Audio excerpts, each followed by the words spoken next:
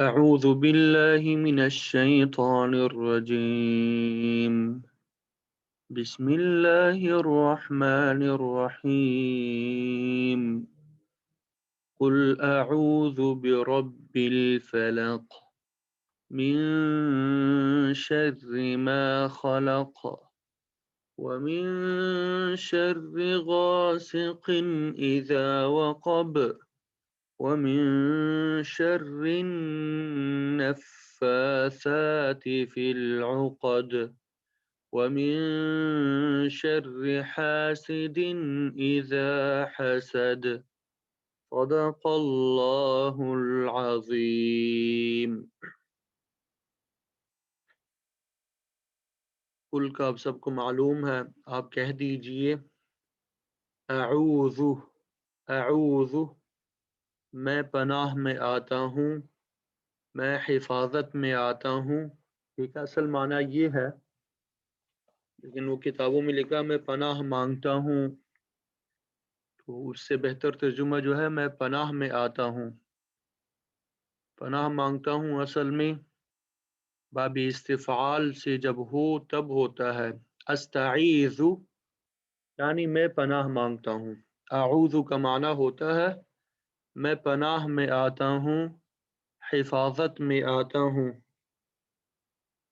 بربی، با کا معنی ہے ساتھ، ربی رب کو کہتے ہیں۔ الفلق، فلق کا معنی ہوتا ہے صبح، صبح فلق کسے کہتے ہیں؟ صبح کو۔ تو آپ کہہ دیجئے اعوذ برب الفلق کہ میں پناہ میں آتا ہوں صبح کے رب کی، میں حفاظت میں آتا ہوں صبح کے پروردگار کی۔ من کا معنی ہے سے، من کا معنی ہے سے، شری اس کا معنی ہوتا ہے شر، ما جن کو خلق اس نے پیدا کیا، ما جو چیز یا جن کو خلق اس نے پیدا کیا۔ من شر ما خلق ان تمام چیزوں سے، ان تمام چیزوں کے شر سے جن کو اس نے یعنی اللہ تعالیٰ نے پیدا کیا۔ ومن شر، اور من کا معنی سے، شر شر، غاسق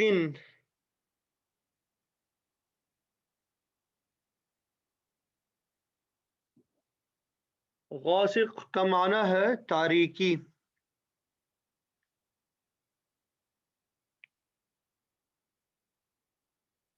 چھا جانے والی تاریکی کو غاسق کہتے ہیں۔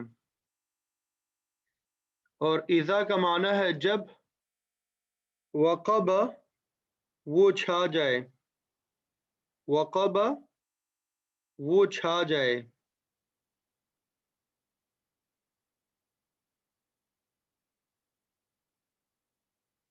اسی طرح وقب کا معنی پھیل جائے یہ بھی ہے، چھا جانا، پھیل جانا۔ تو غاسق اندھیری رات یا تاریکی۔ ومن شر غاسق اذا وقب، اور اندھیری رات کے شر سے جب وہ پھیل جائے، جب وہ چھا جائے۔ ومن شر، واو کا معنی اور، من کا معنی سے، شر شر، النفاثات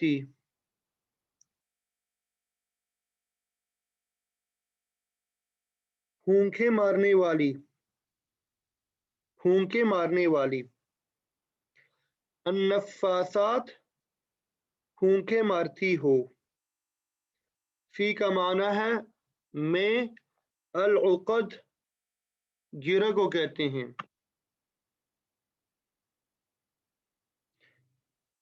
ومن شر النفاثات فی العقد اور ان عورتوں کے شر سے جو گروہ کے اندر پھونکے مارتی ہیں، جو گروہ کے اندر پھونکے مارنے والی ہیں، اور ان عورتوں کے شر سے جو گروہ کے اندر پھونکے مارنے والی ہے۔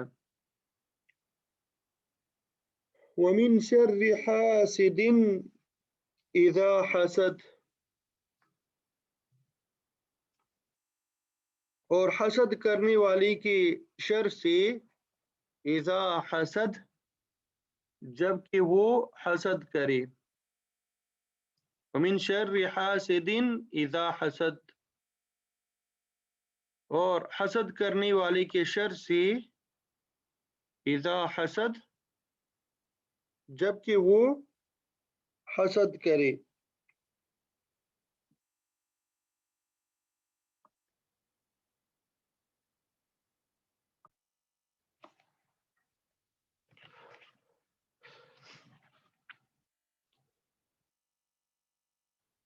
کل کے سبق میں سورۃ الناس کے ترجمہ اور تفسیر بیان کرنے کی توفیق ہوئی تھی، تو آج انشاءاللہ سورۃ الفلق کی ترجمہ اور تفسیر عرض کر دی جائے گی۔ ترجمہ تو آپ کو بتا دیا۔ کل میں نے بتایا تھا کہ قرآن مجید کی ان چھوٹی چھوٹی صورتوں کا ترجمہ اور مختصر تشریح جو ہے بیان کرنے کا مقصد یہ ہے کہ ہماری نمازوں کے اندر خشوع اور خضوع پیدا ہو۔ ہم جو سورت نماز کے اندر تلاوت کر رہے ہیں، اگر اس کا ترجمہ اور اس کی تشریح ہمیں یاد رہے تو پھر خیالات میں ادھر ادھر نہیں بھٹکتے، ہماری نماز کی طرف مکمل توجہ رہتی ہے، اور اس طریقے سے خشوع اور خضوع پیدا ہو جاتا ہے۔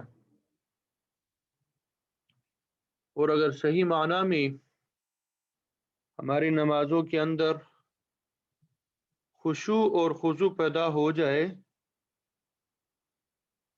تو اس کا مطلب یہ ہے کہ ہمیں دنیا اور آخرت کی کامیابی حاصل ہو گئی، اس لیے کہ خود قرآن مجید میں اللہ تعالیٰ کا ارشاد ہے، 18واں پارہ سورۃ المؤمنون، آیت نمبر 1 اور 2، قد افلح المؤمنون الذین هم فی صلاتهم خاشعون۔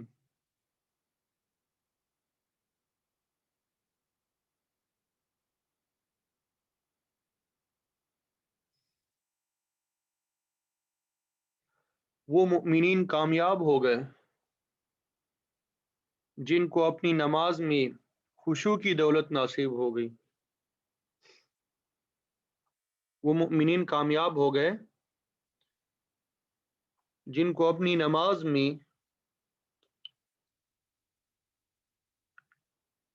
خشوع کی دولت نصیب ہو گئی۔ اور جب تک قرآن مجید کا ترجمہ اور تفسیر پڑھنے اور پڑھانے میں ہم مصروف رہیں گے تو اس وقت تک ہمارا شمار امت کے بہترین لوگوں میں ہوگا۔ ویسے تو ہماری زندگی جو ہے طرح طرح کے خرافات میں گزر رہی ہے،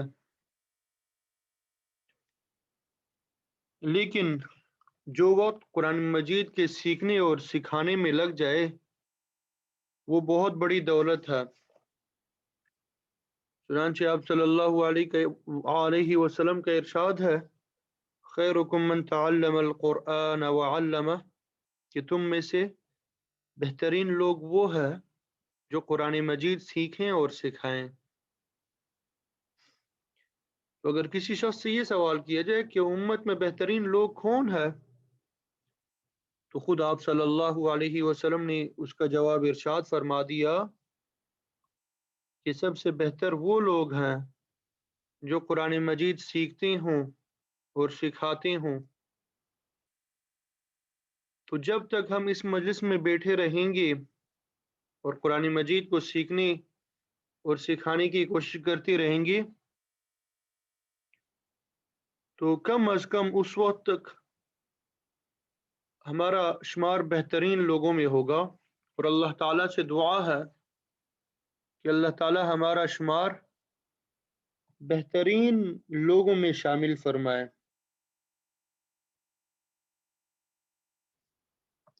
तो इस सूरत में अल्लाह ताला ने आप सल्लल्लाहु अलैहि वसल्लम को खिताब करके फरमाया कुल अऊज़ु बिरब्बिल फलक, कि आप कह दीजिए मैं पनाह में आता हूँ, हिफाजत में आता हूँ सुबह के परवरदिगार की।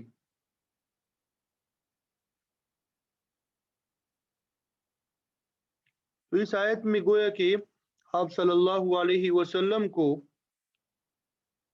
इस सूरत के पढ़ने का हुक्म दिया गया, और जो हुक्म आप सल्लल्लाहु अलैहि वसल्लम को दिया जाए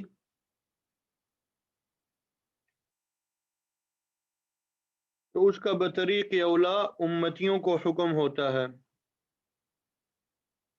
रसूलुल्लाह सल्लल्लाहु अलैहि वसल्लम उसके अव्वलीन मुखातब है और उम्मत के बाकी लोग उसके अमूमी मुखातब है। तो इस आयत में भी अऊज़ु का लफ्ज़ आया है जिसका मतलब होता है मैं पनाह में आता हूँ, और शरीयत में भी इसे तआवुज़ कहते हैं, तआवुज़।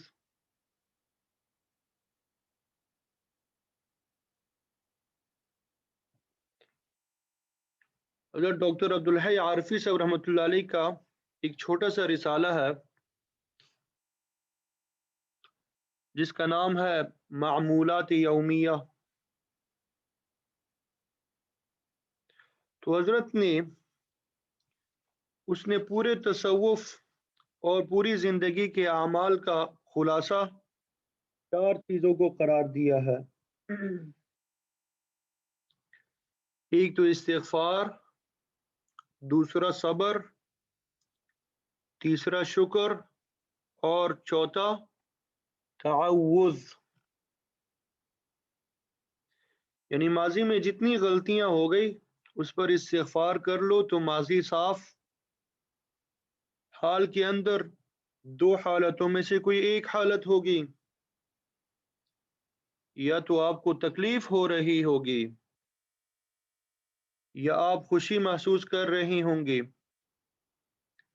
अगर आप तकलीफ महसूस कर रही हैं तो सब्र कर लें तो आपको सवाब मिलेगा, और अल्लाह ताला से दुआ भी कर लें, या अल्लाह जो मुझे तकलीफ हो रही है आप इसको मुझसे दूर कर दें। और अगर आप खुशी महसूस कर रही हैं तो अल्लाह ताला का शुक्र अदा कर लें, तो इस तरीके से सवाब मिलेगा। और इस तरीके से आपका सारा हाल जो है इबादत बन गया। इस तरह माजी भी महफूज, हाल भी महफूज, अब सिर्फ मुस्तकबिल रह गया। तो मुस्तकबिल के बारे में इंसान को तरह तरह के ख्यालात आते हैं, ये ना हो जाए, वो ना हो जाए, कहीं कारोबार ख़राब ना हो जाए, घर में तबाही ना आ जाए, बच्चे की सेहत ख़राब ना हो जाए, बच्चे को कुछ ना हो जाए। तो मुस्तकबिल के हवाले से तरह तरह के ख्यालात जहन में आते हैं। तो मुस्तकबिल के लिए अल्लाह ताला से पनाह मांग लो कि या अल्लाह आप मुझे अपनी पनाह में ले लीजिए।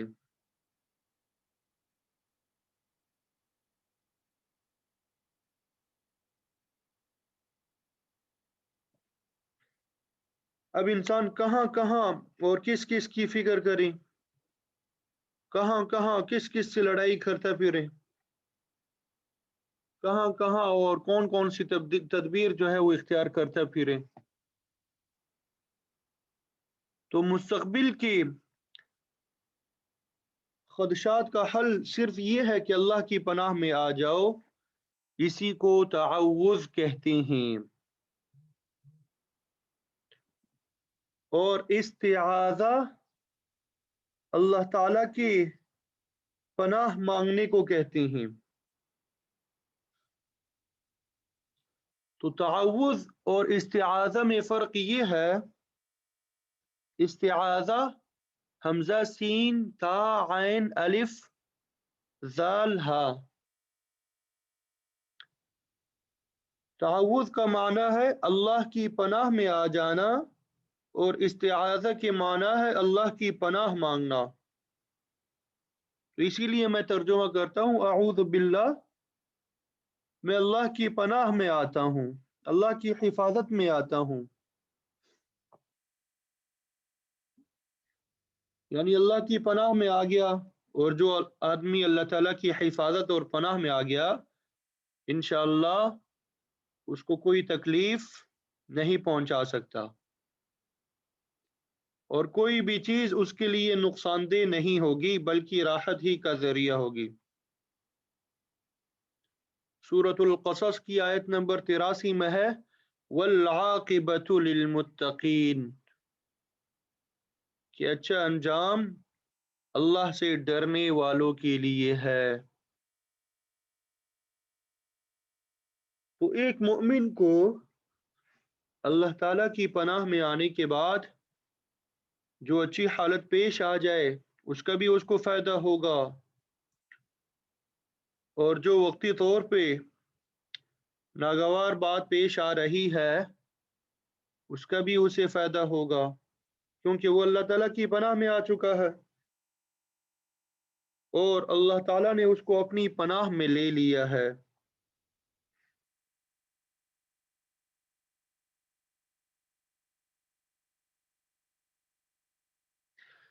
ایک مشہور قصہ ہے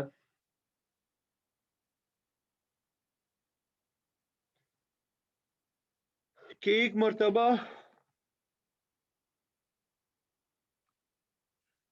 حضرت موسیٰ علیہ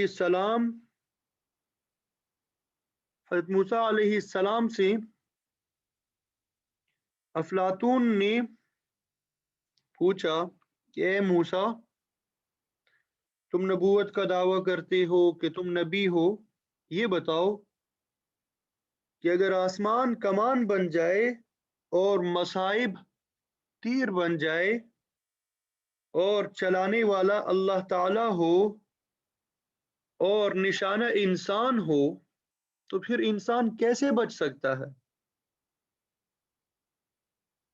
یعنی اگر آسمان جو ہے وہ کمان بن جائے، مصائب تیر بن جائے، چلانے والا اللہ تعالیٰ کی ذات ہو اور نشانہ انسان ہو تو انسان کیسے بچ سکتا ہے؟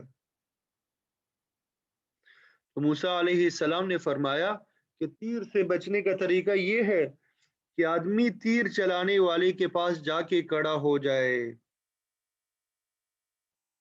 کیونکہ تیر ہمیشہ سامنے آ کے لگتا ہے۔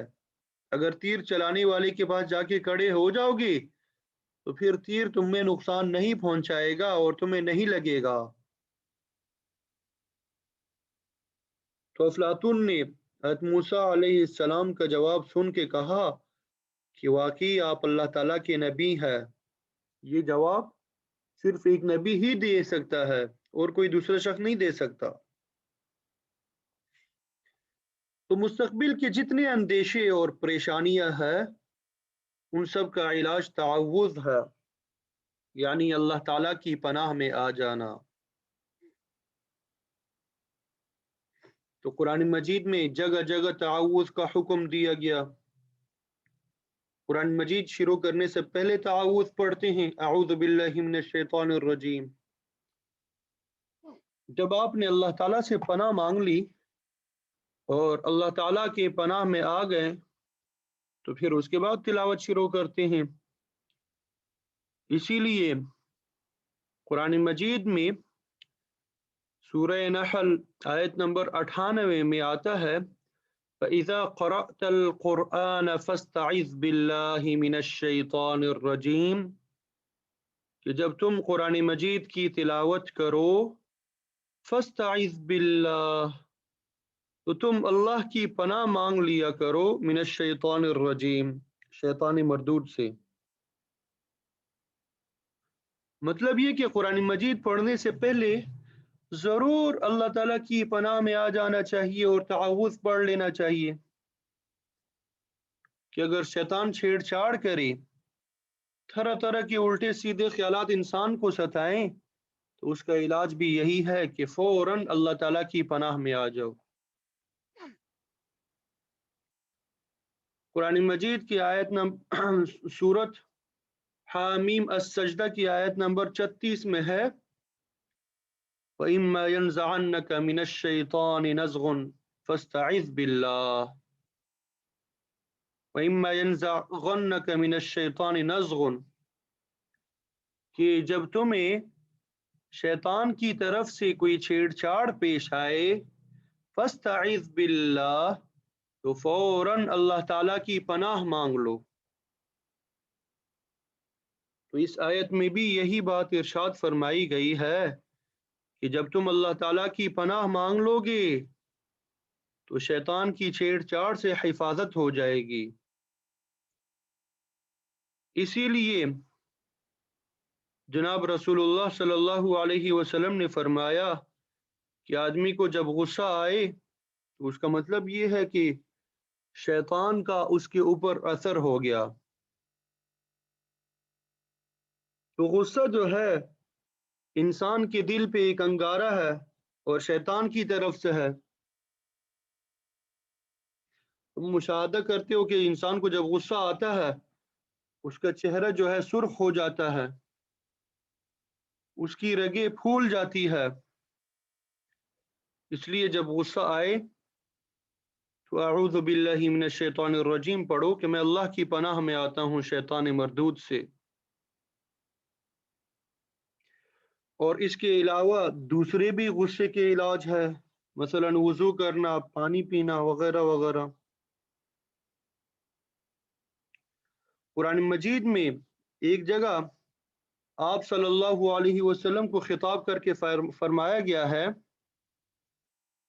سورۃ المؤمنون کی آیت نمبر 97 اور 98 میں، وَقُلْ رَبِّ أَعُوذُ بِكَ مِنْ هَمَزَاتِ الشَّيَاطِينِ وَأَعُوذُ بِكَ رَبِّ أَنْ يَحْضُرُونَ۔ وَقُلْ، اے نبی آپ کہہ دیجئے کہ اے پروردگار میں آپ کی پناہ میں آتا ہوں شیطان کی چھیڑ چھاڑ سے، اور اے پروردگار میں آپ کی پناہ میں آتا ہوں اس بات سے کہ وہ میرے پاس آئے اور مجھے ستائے۔ تو آپ صلی اللہ علیہ وسلم کو قرآن مجید میں جگہ جگہ تعوذ کا حکم دیا گیا، حالانکہ آپ صلی اللہ علیہ وسلم پر شیطان کا اثر نہیں چل سکتا تھا، لیکن پھر بھی آپ صلی اللہ علیہ وسلم کو اللہ تعالیٰ نے حکم دیا، اور آپ صلی اللہ علیہ وسلم اللہ تعالیٰ کے حکم کی تعمیل میں اللہ تعالیٰ کی پناہ مانگا کرتے تھے۔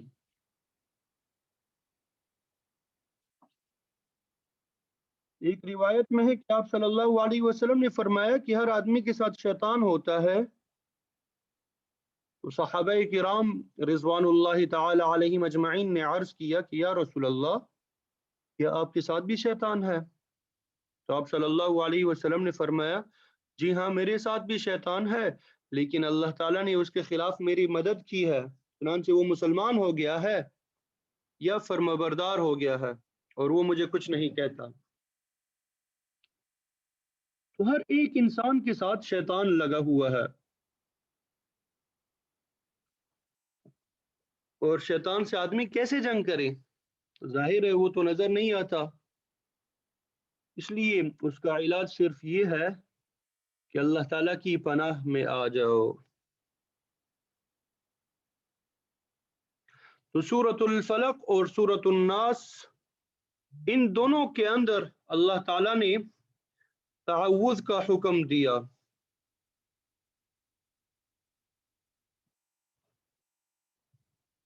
کہ اللہ تعالیٰ کی پناہ میں آؤ۔ تو ان دونوں صورتوں میں اللہ تعالیٰ سے پناہ مانگی گئی ہے، لیکن جن چیزوں سے پناہ مانگی ہے وہ کئی چیزیں ہیں۔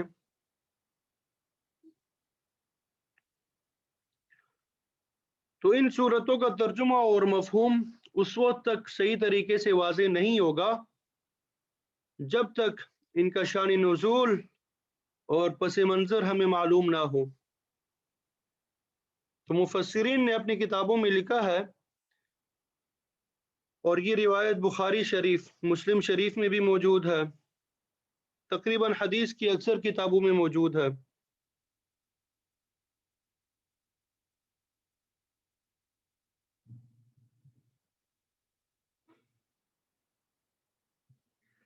کہ آپ صلی اللہ علیہ وسلم پہ ایک یہودی نے جادو کیا جن کا نام لبید بن اعصم تھا۔ ظاہری طور پہ تو اس نے اسلام قبول کیا تھا، لیکن حقیقت میں وہ مسلمان نہیں ہوا تھا۔ ایک بچہ آپ صلی اللہ علیہ وسلم کے گھر میں خدمت کیا کرتا تھا، تو اس یہودی نے اس کو بہلا پسلا کر اس سے آپ صلی اللہ علیہ وسلم کا کھنگا اور کچھ اس کے دندانے اور آپ کے بال حاصل کر لیے۔ تو اس یہودی نے وہ کھنگا اور اس کے دندانے اور آپ کے بال، اور بعض روایتوں میں آتا ہے کہ موم بھی تھا، اس کے اوپر آپ صلی اللہ علیہ وسلم کی شبیہ اور شکل بنا کے 11 سوئیاں لگائیں اور ان سب چیزوں کو ایک کھجور کے خوشے کے چھلکے کے اندر لپیٹا، اور یہ سب کام اس نے اپنے گھر کی عورتوں سے ناپاکی کی حالت میں کروایا، کیونکہ جادو کے لیے گندے کام ضروری ہے، اس لیے شریعت نے اس عمل کو گناہ کبیرہ قرار دیا اور سختی سے اس سے منع فرمایا۔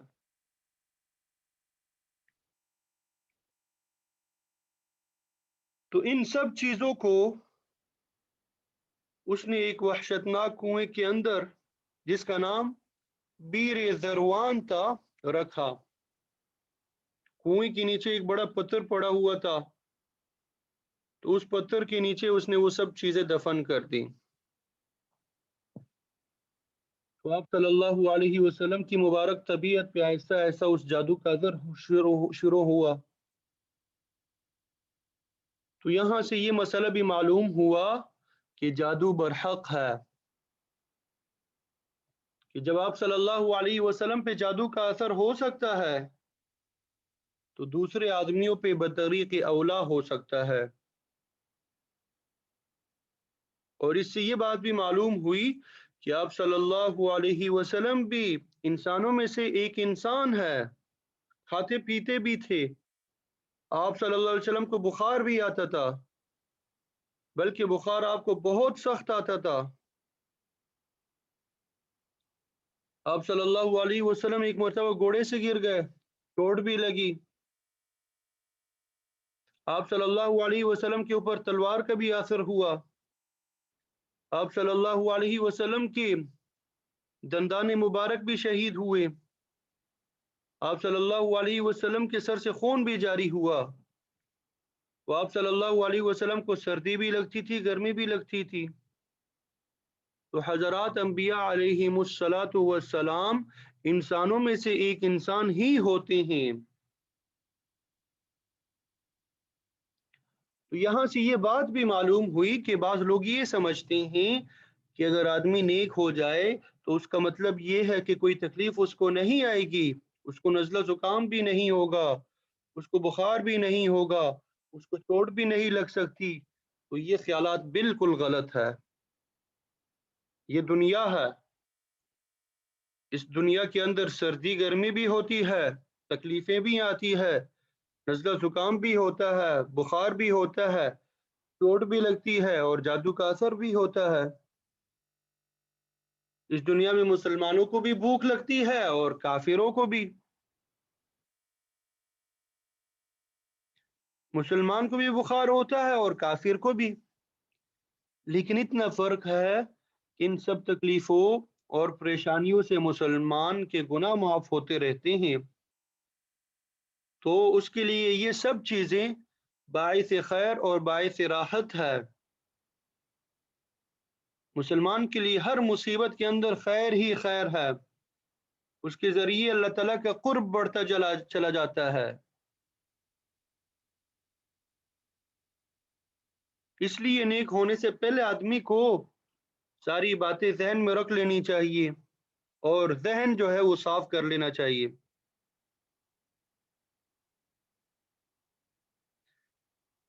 جبکہ کافر کو جب کوئی تکلیف پہنچتی ہے وہ بے چین ہو جاتا ہے، کسی حالت میں بھی اس کو قرار نہیں آتا، اور مومن کا معاملہ کافر سے بالکل الگ حیثیت رکھتا ہے، کیونکہ کافر کو جو بھی تکلیف پیش آئے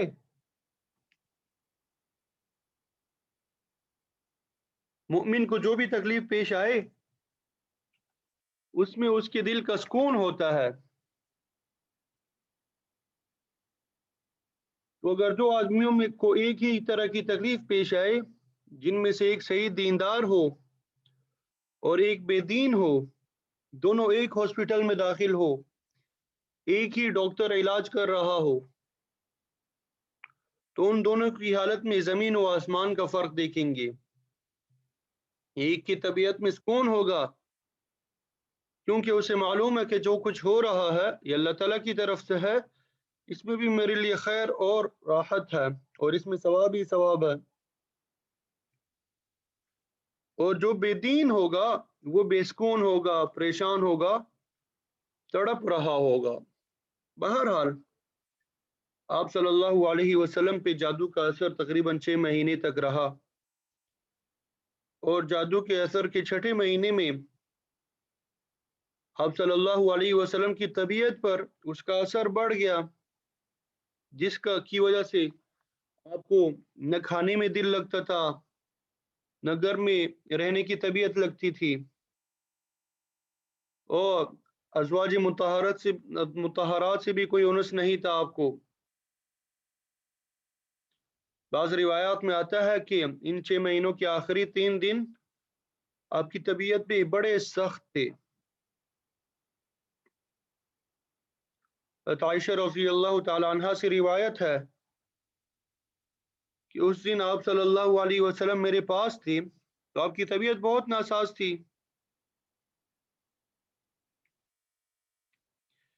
آپ نے اللہ تعالیٰ سے دعا کی، پھر دعا کی، پھر دعا کی، اسی حالت میں آپ کو نیند آ گئی۔ تو جب آپ بیدار ہوئے تو آپ نے اپنی طبیعت میں سکون محسوس کیا اور فرمایا کہ عائشہ، جب میں نے اللہ تعالیٰ سے دعا مانگی کہ اے اللہ میری طبیعت خراب ہے، تو اللہ تعالیٰ نے مجھے خواب میں بتایا، میں نے خواب میں دیکھا 2 آدمی میرے پاس آئے، ایک میرے سرانے بیٹھا اور دوسرا میری پائنتی کی طرف بیٹھا۔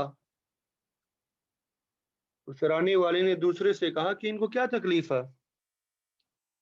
تو اس نے کہا کہ ان کے اوپر جادو کا اثر ہے۔ پھر سرانے والے نے پوچھا کہ جادو کس نے کیا ہے؟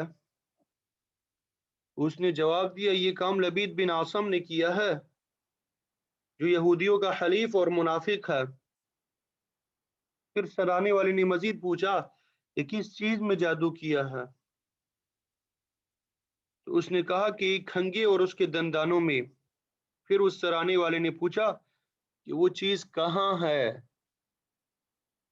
تو اس نے بتلایا کہ کھجور کے غلاف میں بیر ذروان، وہاں پہ ایک پتھر کے نیچے مدفون ہے۔ علامہ ابن حجر عسقلانی رحمۃ اللہ علیہ نے بخاری کی شرح فتح الباری میں لکھا ہے کہ جو سرانے بیٹھے ہوئے تھے وہ حضرت جبرائیل علیہ السلام تھے، اور جو پینتی میں بیٹھے ہوئے تھے وہ حضرت میکائیل علیہ السلام تھے۔ تو آپ نے صحابہ کرام کو ساتھ لیا اور کنویں پہ تشریف لے گئے۔ وہاں سے آ کے حضرت عائشہ رضی اللہ تعالی عنہ کو بتلایا کہ عائشہ، جب میں وہاں پہنچا اس کنویں کا پانی ایسا تھا جیسا کہ مہندی کا پانی ہو، یعنی گہرے رنگ کا تھا، صاف پانی نہیں تھا، اور اس پر درخت کی شاخیں ایسی تھی جیسے شیطان کے سر، یعنی وہ وحشتناک کنواں تھا۔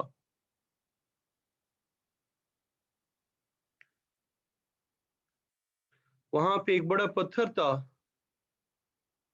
ایک صحابی اترے اور پتھر کو ہٹایا تو اس کے نیچے سے کھجور کا غلاف جو ہے وہ برآمد ہوا، اس میں کنگا تھا اور دندانے تھے، 11 گریں لگی ہوئی تھیں اور 11 سوئیاں تھی۔ آپ صلی اللہ علیہ وسلم کے بال مبارک تھی اور موم بھی تھا جس میں آپ صلی اللہ علیہ وسلم کی ہیئت بنی ہوئی تھی۔ تو اس وقت یہ 2 صورتیں نازل ہوئی، قل اعوذ بربک، قل اعوذ برب الفلق اور قل اعوذ برب الناس۔ تو ان دونوں صورتوں کی کل 11 آیتیں ہیں۔ آپ صلی اللہ علیہ وسلم ایک ایک گیرہ کھولتے جاتے تھے اور ایک ایک آیت پڑھتے جاتے تھے۔ تو اس طرح آپ صلی اللہ علیہ وسلم نے 11 آیتیں پڑھی اور 11 گریں جو ہیں کھول دی۔ اس کے بعد آپ صلی اللہ علیہ وسلم نے فرمایا کہ اے عائشہ، جب میں نے وہ ساری گریں کھول دی تو ایسا محسوس ہوا کہ گویا کہ میں رسیوں میں بندھا ہوا تھا اور ان سے مجھے کھول دیا گیا۔ تو حضرت عائشہ رضی اللہ تعالیٰ عنہ فرماتی ہے کہ اس کے بعد جب آپ صلی اللہ علیہ وسلم کو کوئی بیماری پیش آتی تو یہ دونوں صورتیں پڑھ کر اپنے ہاتھوں پہ دم کر کے سارے بدن پہ پھیر لیتے تھے، اور جب مرض وفات میں آپ کی تکلیف بڑھی تو میں یہ صورتیں پڑھ کر آپ کے ہاتھوں پہ دم کر دیتی تھی، اور آپ صلی اللہ علیہ وسلم اپنے تمام بدن پہ ہاتھ پھیر لیتے تھے، اور میں یہ کام اس لیے کرتی تھی کہ میرے ہاتھ آپ صلی اللہ علیہ وسلم کے مبارک ہاتھوں کا بدل نہیں ہو سکتے تھے۔ تو یہ دونوں بڑی اہم صورتیں ہیں کیونکہ ان دونوں میں نظر بد اور جادو کا توڑ ہے۔ عام طور پہ ہم ادھر ادھر عاملوں کے پاس، کبھی کسی کے پاس بھاگے پھرتے رہتے ہیں، تو یہ سب چیزیں ایک طرف، اور آپ صلی اللہ علیہ وسلم پہ جو علاج نازل ہوا وہ دوسری طرف۔ آدمی عاملوں کے چکر میں نہ پڑے، بس سنت کی پابندی کرے، تو سنت کی پابندی کرنا یہ ہمارے لیے کافی ہے۔ عملیات اور تعویذات کے پیچھے ادھر ادھر بھاگتے پھرتے ہیں، اگر ہم صبح و شام 3 مرتبہ سورۃ الفلق اور سورۃ الناس پڑھ لیں، اپنے اوپر دم کر لے، تو انشاءاللہ شیطان کے اثرات سے، نظر بد کے اثرات سے اور جادو کے اثرات سے دور رہیں گے۔ تو شیطانی اثرات، نظر بد اور سحر، یہ سب جو ہے برحق ہے۔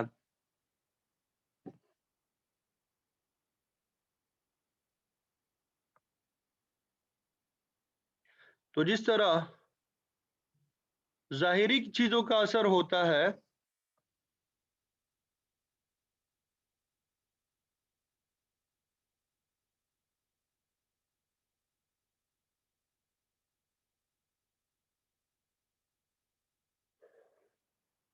یعنی اگر کوئی پتھر مارے چوٹ لگ جاتی ہے، تلوار مارے زخم ہو جاتا ہے، تو ان باطنی چیزوں کے بھی اثرات ہوتے ہیں۔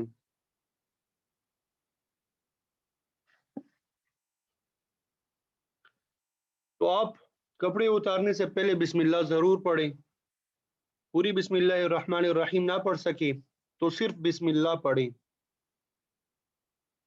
ایک حدیث میں اس کا یہ فائدہ بیان کیا گیا کہ بسم اللہ پڑھ کے کپڑے اتارنے سے جنات کی آنکھوں پہ پردہ پڑ جاتا ہے۔ جب آپ صلی اللہ علیہ وسلم بیت الخلاء میں داخل ہوتے تو بسم اللہ اللہم انی اعوذ بک من الخبث والخبائث پڑھتے تھے، یعنی اللہ تعالیٰ کے نام سے شروع کرتا ہوں، اے اللہ میں آپ کی پناہ میں آتا ہوں خبیث جنوں سے اور خبیث جنیوں سے۔ یہ دعا آپ صلی اللہ علیہ وسلم مانگا کرتے تھے۔ تو اس سے بھی معلوم ہوا کہ ناپاک جگہوں کے اندر جن مردوں اور جن عورتوں کا اثر ہوتا ہے، تو اگر آپ دعا پڑھ کے بیت الخلاء میں داخل ہوں گے تو اللہ تعالیٰ کی پناہ میں آ جائیں گے، لیکن اگر آپ نے نہ بسم اللہ پڑھی نہ دعا پڑھی، ویسے ہی داخل ہو گئے، تو آپ جانے اور خبیث جن جانے، دونوں میں سے جو بھی طاقتور ہوگا وہی جیت جائے گا۔ اس لیے سنت پہ عمل کرنا چاہیے۔ یہ چھوٹے چھوٹے عمل ہے لیکن بڑے کام کے ہیں۔ تو عام طور پہ جادو جو ہے یہ ناپاکی کی حالت میں کیا جاتا ہے، اور اس میں جو کلمات استعمال کیا جاتا ہے وہ کفریہ اور شرکیہ ہوتے ہیں۔ اس لیے آپ صلی اللہ علیہ وسلم نے ایک حدیث میں جن بڑے بڑے گناہوں کا ذکر فرمایا ان میں جادو کا بھی ذکر کیا، اور ساحر کی سزا قتل ہے۔ اگر کسی جادوگر کے بارے میں معلوم ہو جائے کہ وہ جادو کرتا ہے اور دوسروں کو تکلیف پہنچاتا ہے، اور اس کے جادو کی وجہ سے کسی کا انتقال ہو جائے، تو عدالت کے لیے اس کو قتل کرنا بھی جائز ہے۔ حکومت اسلامی تعزیراً اسے قتل بھی کر سکتی ہے۔ تو جادو کے اثر کو دور کرنے کے لیے سب سے بہترین چیزیں سورۃ الفلق اور سورۃ الناس ہے۔ قل اعوذ برب الفلق، آپ کہہ دیجئے کہ میں پناہ میں آتا ہوں صبح کے پروردگار کی۔ تو رب کہتے ہیں پروردگار کو، پالنے والے کو۔ اسی سے ربوبیت کا لفظ نکلا ہے جس کا معنی ہے پرورش۔ اللہ تعالیٰ کو جگہ جگہ رب العالمین فرمایا گیا، یعنی اللہ تعالیٰ کے ہاں ربوبیت ہے۔ اللہ تعالیٰ کے ہاں ہر کام ایک دم نہیں ہوتا بلکہ آہستہ آہستہ ہوتا ہے۔ اللہ تعالیٰ کی ربوبیت کا مظاہرہ ہمیں قدم قدم پہ نظر آتا ہے۔ قرآن مجید 23 سال کے عرصے میں نازل ہوا، اسی لیے ہمارے استاد ہمیں کہا کرتے تھے کہ اگر نیک بننا چاہتے ہو تو آہستہ آہستہ بنو، روزانہ ایک ایک نیکی کا کام بڑھاتے رہو۔ 23 سال بعد دیکھنا کہاں سے کہاں پہنچ جاؤ گے۔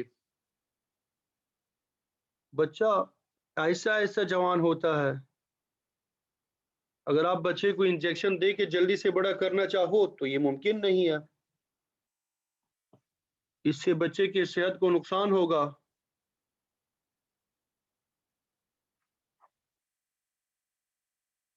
بچے کو بڑا کرنے کا صحیح طریقہ یہ ہے کہ اس کو آہستہ آہستہ غذا دیتے رہو، اور وہ چپکے اور آہستہ آہستہ بڑھتا رہے گا، یہاں تک کہ 15-20 سال میں ہٹا کٹا جوان ہو جائے گا۔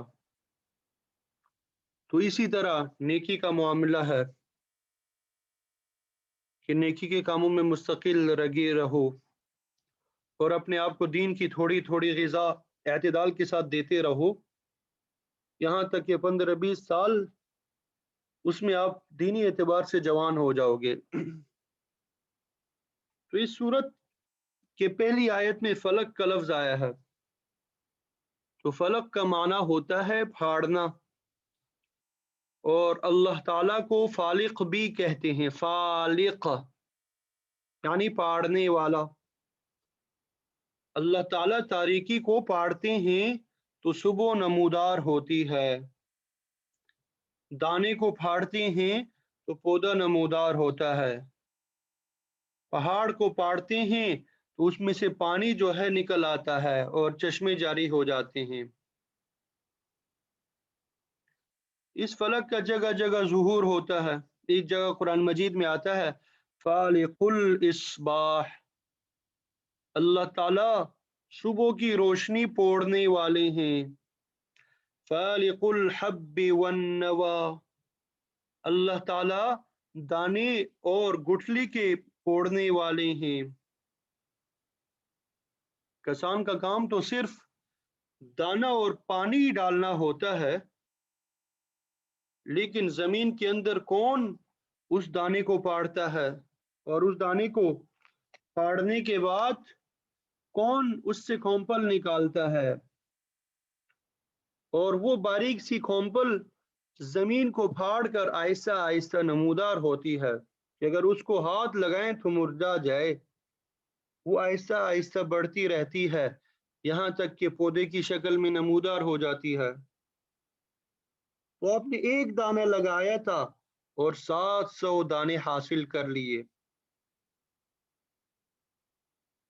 تو اللہ تعالیٰ رب الفلق ہے. اس لیے اکثر مفسرین نے فلق کا ترجمہ صبح کے ساتھ کیا.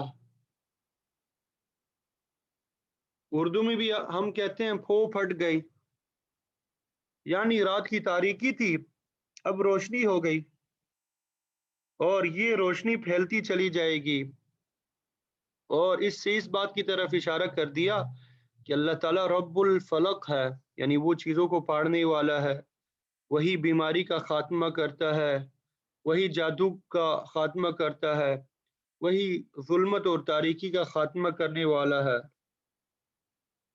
تو آپ اس ذات کی پناہ میں آ گئے جو تاریکی کو پھاڑ کر صبح پیدا کرتا ہے.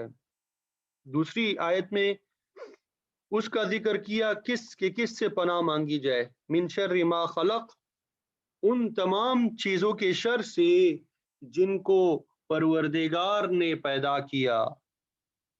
تو ساری مخلوقات اللہ تعالیٰ نے پیدا کی ہے. ان مخلوقات میں خیر بھی ہے اور شر بھی ہے، پیسے میں خیر بھی ہے اور شر بھی ہے، گھر میں خیر بھی ہے اور شر بھی ہے، صحت میں خیر بھی ہے اور شر بھی ہے، علم میں خیر بھی ہے اور شر بھی ہے. تو ضروری یہ ہے کہ آپ ہر چیز کو خیر میں استعمال کریں اور شر میں استعمال نہ کریں. تو ہر چیز کی خیر لے لینی چاہیے اور اس کے شر سے پناہ مانگنی چاہیے. اسی لیے جب آپ صلی اللہ علیہ وسلم کوئی سواری خریدتے تھے تو اس پر اپنا ہاتھ رکھ کے یہ دعا پڑھتے تھے، اللہم، اے اللہ، انی اسألوک خیرہا، کہ میں مانگتا ہوں آپ سے اس کی خیر، وخیر ما جبلتہا علیہ، اور ان چیزوں کی خیر جن پر آپ نے اسے پیدا کیا ہے، وَأَعُوذُ بِكَ مِن شَرِّهَا، اور اے اللہ میں اس کے شر سے، وَشَرِّ مَا جَبَلْتَهَا عَلَيْهِ، اور ان تمام چیزوں کی شر سے پناہ مانگتا ہوں جن پر آپ نے اسے پیدا کیا. تو اس سے معلوم ہوا کہ سواری کے اندر خیر بھی ہے اور شر بھی ہے. یہی سواری جو ہے آپ کو فائدہ بھی پہنچا سکتی ہے اور نقصان بھی. یہی سواری آپ کے لیے خیر کا ذریعہ بھی بن سکتی ہے اور شر کا ذریعہ بھی. تو اس دنیا میں جتنی چیزیں ہیں ان کے اندر خیر بھی ہے اور شر بھی ہے. تو اللہ تعالیٰ سے خیر مانگ لو اور اس کے شر سے اللہ تعالیٰ کی پناہ میں آ جاؤ. پھر تیسری آیت میں فرمایا گیا وَمِن شَرِّ غَاسِقٍ إِذَا وَقَبَ، اور تاریکی کے شر سے جب وہ چھا جائے. تو تاریکی میں عام طور پہ شر ہوتا ہے، چنانچہ آپ کو معلوم ہے کہ جتنی تاریکی چھا جاتی ہے اتنا ہی شر کی طاقتیں زور پکڑتی چلی جاتی ہے. اسی لیے عام طور پہ جادو رات کی تاریکی ہی میں کیا جاتا ہے. چور اور ڈاکو رات ہی کی تاریکی میں نکلتے ہیں، بدماش لوگ بھی رات کی تاریکی میں نکلتے ہیں، سارے موذی جانور جو ہے رات کی تاریکی میں نکلتے ہیں۔ تو یہ رات کا وقت ایسا ہے جس میں شر جو ہے ظاہر ہوتا ہے، اسی لیے اگر کوئی اس شر کے وقت رات کے آخری حصے میں عبادت کے لیے کھڑا ہو جائے تو اسے اللہ تعالیٰ کا بڑا قرب نصیب ہوتا ہے۔ تو رات کو اٹھ کر عبادت کا حکم اس لیے دیا گیا تاکہ شر کا مقابلہ ہو خیر کے ساتھ۔ پھر اس سے اگلی آیت میں فرمایا گیا وَمِن شَرِّ النَّفَّاثَاتِ فِي الْعُقَدِ، کہ ان عورتوں کے شر سے جو گروہ کے اندر پھونکے مارنے والی ہے۔ تو اس آیت میں ان عورتوں کی طرف اشارہ ہے جنہوں نے آپ صلی اللہ علیہ وسلم پہ جادو کیا تھا، تو ان عورتوں نے گروہ پہ پھونکے مار کے جادو کیا تھا، آپ صلی اللہ علیہ وسلم کو نقصان پہنچانے کی کوشش کی۔ تو بعض علماء کرام نے اس آیت کے تحت لکھا ہے، اور آپ نے بھی مشاہدہ کیا ہوگا، کہ عورتوں کو عملیات اور تعویذ سے بڑی مناسبت ہوتی ہے، مردوں کو ان چیزوں کی طرف اتنی توجہ نہیں ہوتی جتنی خواتین کو ان چیزوں کی طرف توجہ ہوتی ہے، کیونکہ جتنا اعتقاد کمزور ہوگا اتنا ہی ان چیزوں کی طرف توجہ بڑھتی چلی جائے گی، جبکہ ہمیں اللہ تعالیٰ پہ بھروسہ کرنا چاہیے اور اس کی پناہ مانگنی چاہیے۔ تو اس آیت میں آپ صلی اللہ علیہ وسلم کو خطاب ہے کہ آپ ایسی عورتوں سے اللہ کی پناہ میں آ جائے، تو ہمیں تو بطریق اولا ایسی عورتوں سے پناہ مانگنی چاہیے۔ اور آخری آیت میں فرمایا وَمِن شَرِّ حَاسِدٍ إِذَا حَسَدَ، کہ حسد کرنے والے کے شر سے جب وہ حسد کرے۔ تو اس آیت میں اس بات کی طرف اشارہ ہے کہ لبید بن عاصم نے آپ صلی اللہ علیہ وسلم پہ جادو صرف حسد کی وجہ سے کیا، اس نے جلن کی وجہ سے آپ صلی اللہ علیہ وسلم کو نقصان پہنچانے کی کوشش کی اور جادو کا اثر کیا، لیکن اللہ تعالیٰ نے آپ کو اس آیت میں بتلا دیا کہ آپ اللہ تعالیٰ کی پناہ میں ہے، یہ شخص آپ کو نقصان نہیں پہنچا سکتا۔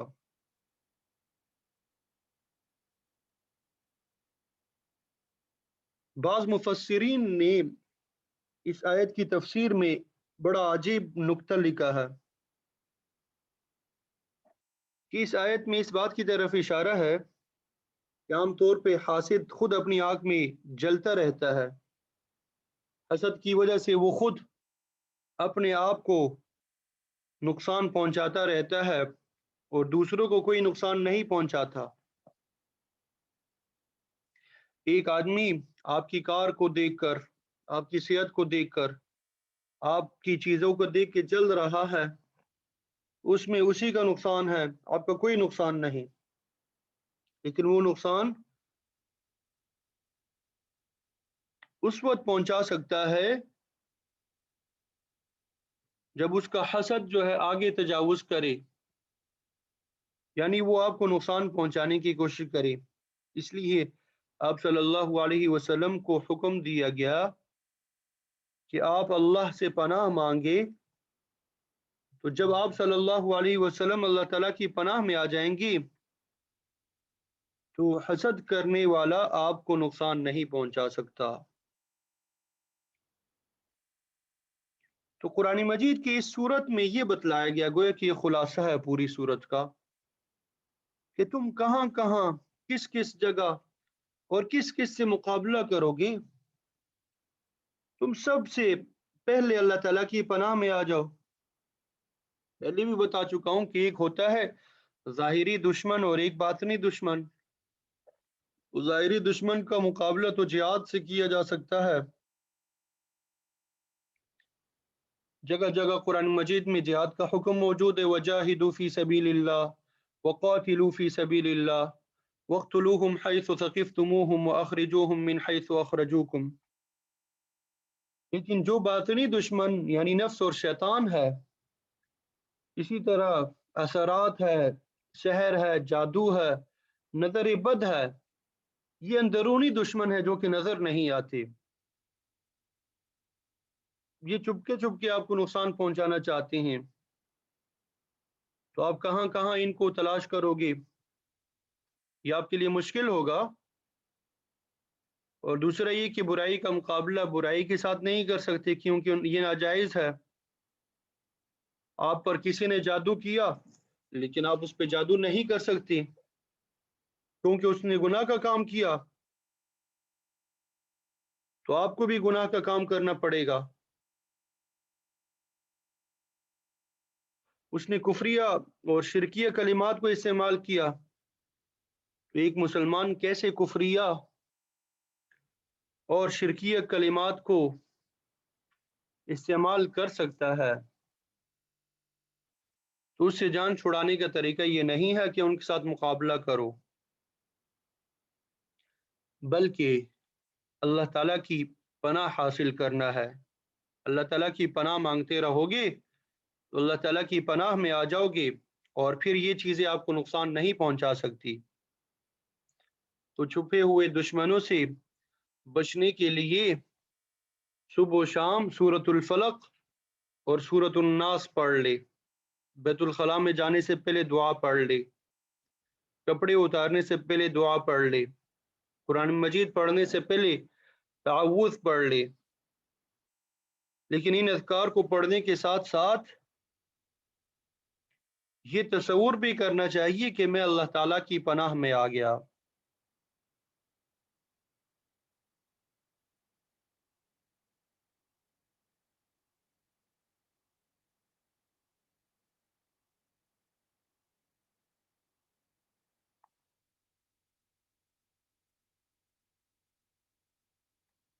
حضرت عقبہ بن عامر رضی اللہ تعالیٰ عنہ فرماتے ہیں کہ میں ایک سفر میں آپ صلی اللہ علیہ وسلم کے ساتھ جا رہا تھا، مشکل سفر تھا، آپ اونٹنے پہ سوار تھے اور میں آپ کی اونٹنی پکڑ کے آگے چل رہا تھا۔ اس کے کچھ دیر بعد آپ صلی اللہ علیہ وسلم نے فرمایا کہ اب تمہاری باری ہے، تم اوپر آؤ۔ تو حضور صلی اللہ علیہ وسلم نیچے تشریف لائے اور مجھے اونٹنی پہ بٹھا دیا، لیکن مجھ سے زیادہ دیر بیٹھا نہیں گیا۔ تو پھر میں نے عرض کیا یا رسول اللہ میں نیچے اترنا چاہتا ہوں، تو آپ اونٹنی پہ سوار ہو گئے اور میں اونٹنی پکڑ کے چلنے لگا۔ تو پھر آپ صلی اللہ علیہ وسلم نے فرمایا کہ کیا میں تمہیں دو اہم صورتیں نہ سکھاؤں؟ تو حضرت عقبہ رضی اللہ تعالیٰ عنہ نے عرض کیا یا رسول اللہ ضرور سکھائے۔ ان کا خیال تھا کہ شاید کوئی بڑی بڑی صورتیں آپ صلی اللہ علیہ وسلم ان کو سکھائیں گے، لیکن آپ نے ان کو سورۃ الفلق اور سورۃ الناس سکھائیں۔ تو حضرت عقبہ بن عامر رضی اللہ تعالیٰ عنہ فرماتے ہیں کہ جب آپ صلی اللہ علیہ وسلم نے مجھے دیکھا کہ میں کچھ زیادہ خوش نہیں ہوا، کیونکہ میرا خیال تھا کہ کوئی بڑی بڑی صورتیں ہوں گی، تو آپ خاموش ہو گئے۔ تو راستے میں جب فجر کی نماز کا وقت آیا تو آپ نے سفر کے اندر فجر کی نماز میں ان دو صورتوں کی تلاوت کی، پہلی رکعت میں سورۃ الفلق، دوسری رکعت میں سورۃ الناس پڑھی۔ حالانکہ عام طور پہ فجر کی نماز میں قراءت لمبی ہوتی ہے، کیونکہ سفر کا زمانہ تھا اس لیے آپ نے مختصر تلاوت کی، ان دو صورتوں کو پڑھا۔ اور پھر حضرت عقبہ بن عامر رضی اللہ تعالیٰ عنہ کی طرف دیکھا اور فرمایا کہ تم نے دیکھا میں نے ان دو صورتوں ہی کو ابھی پڑھا ہے، کیونکہ یہ دو صورتیں آدمی کے لیے کافی ہے، لہذا ہمیں ان دو صورتوں کو پڑھنے کا معمول بنا لینا چاہیے۔ ہمارے بڑے اساتذہ کا بھی یہی طریقہ ہے کہ وہ بھی ان دونوں صورتوں کو صبح و شام 3 مرتبہ پڑھ کے اپنے اوپر دم کر لیا کرتے تھے۔ اسی طرح ان دونوں صورتوں کو سونے سے پہلے بھی اپنے اوپر 3 مرتبہ پڑھ کے دم کر لینا چاہیے، اور اپنے گھر والوں کو بھی اس کا عادی بنانا چاہیے۔ اکثر بچوں کو بھی یہ صورت یاد ہوتی ہے تو ان کو بھی اس کا عادی بنانا چاہیے۔ اللہ تعالیٰ سے دعا ہے کہ اللہ تعالیٰ ہمیں قرآن مجید پڑھنے کی، سمجھنے کی اور اس پر عمل کرنے کی توفیق عطا فرمائے۔ آخر دعوانا ان الحمد للہ رب العالمین۔